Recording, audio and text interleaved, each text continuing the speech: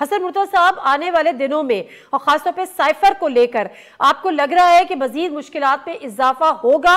और जो चेयरमैन तहरीक इंसाफ ने कहा है कि जी उनको तो इस मामले में इस्तिस्ना हासिल है, तो आपको क्या लगता है ये उनकी प्ली जो है वो एक्सेप्ट की जाएगी या उनकी मुश्किलात में मजीद इजाफा होगा? फर्द जुर्म आयद होनी है 17 अक्टूबर को। देखें जी, मैं समझता हूं कि इस वक्त जो मुल्क को जरूरत है वो तमाम क़यादतों का एक पेज पे होना है। मुल्क को मुख्तलिफ चैलेंजेस दरपेश हैं और हम किन बातों में उलझे हुए हैं कि किसको मुल्क में आना चाहिए, किसको नहीं आना चाहिए। भाई तमाम पॉलिटिकल पार्टीज, इस मुल्क की सियासी जमातें हैं, लोगों के उनसे उनकी फॉलोइंग है। हम किस तरह सोच सकते हैं कि मियां नवाज शरीफ ना आए? पाकिस्तान पीपल्स पार्टी ने तो हमेशा कहा कि मियां नवाज शरीफ साहब तशरीफ लाएं, इस मुल्क के अंदर आके अपना सियासी किरदार अदा करें। उनकी सजाएं गलत हैं, ठीक है, अदालतों ने फैसला करना है, अदालतें अपना काम जो है वो करेंगी। तो इमरान खान के लिए भी हम तो यही समझते हैं कि इमरान खान भी इस मुल्क का सियासतदान है। अगर 9 मई जैसा जो शर्मनाक वाकया हुआ, उसमें अगर जो लोग मुलव्विस हैं उनको सजा होनी चाहिए, और बाकी पॉलिटिकल पार्टीज को अगर वो इंतहा पसंदी तर्क करती हैं या कहती हैं कि हम इंतहा पसंद नहीं है, तो उनको बिल्कुल अपने कौमी और सियासी धारे में लाने की जरूरत है।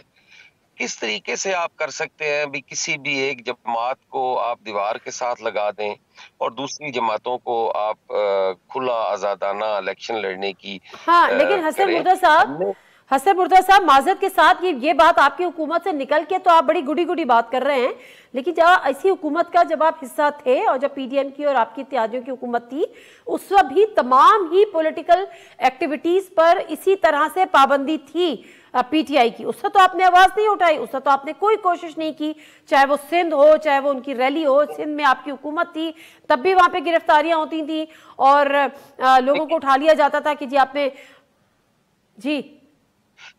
देखिए नादिया, मैंने बड़ा क्लियर कहा है कि अगर कोई सियासी जमात अपना इंतहा पसंदी का जो रवैया है या जो सोच है अगर उसको छोड़ देती है तो उसको कौमी धारे में लाने की जरूरत है।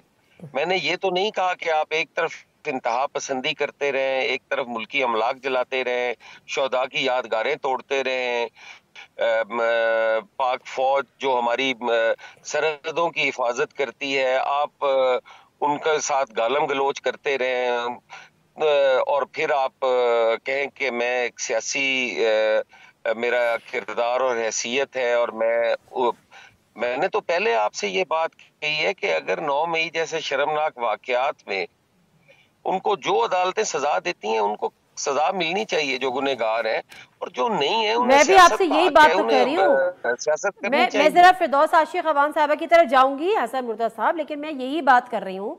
मेरा पॉइंट यही है कि जो उस 9 मई के वाक़े के जो जिम्मेदारान हैं उनको कानून के मुताबिक सजाएं दें, लेकिन यहाँ पर सूरत हाल ये है कि चाहे वो अभी का टाइम हो, चाहे वो आपकी हुकूमत का वक्त हो, अगर पीटीआई की कोई रैली भी निकलती है, पीटीआई का कोई इवेंट भी होता है, पीटीआई की कोई मीटिंग भी होती है, तो ना सिर्फ उनसे झंडे छीने जाते हैं, उनकी गिरफ्तारी डाली जाती है, उनको वहां से उठा लिया जाता है।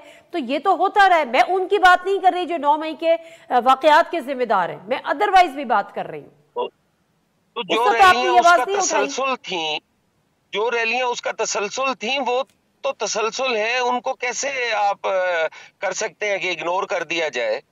वो जिस वक्त तक वो अपना वो सारा कुछ करते रहे, उनका रवैया वो रहा है, बिल्कुल उसी तरह निपटना चाहिए।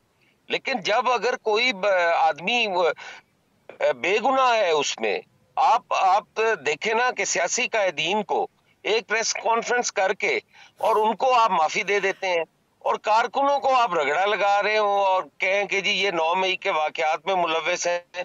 हाँ ठीक है, जिनकी फुटेजेस हैं, जिन्होंने वो सारा कुछ किया है, जो उसके मास्टरमाइंड है, उनको सजा मिलनी चाहिए, और बाकी लोगों को तो सियासत करने का हक देना चाहिए ना। बाकी लोगों को आप कैसे, वो पाकिस्तानी शहरी नहीं है।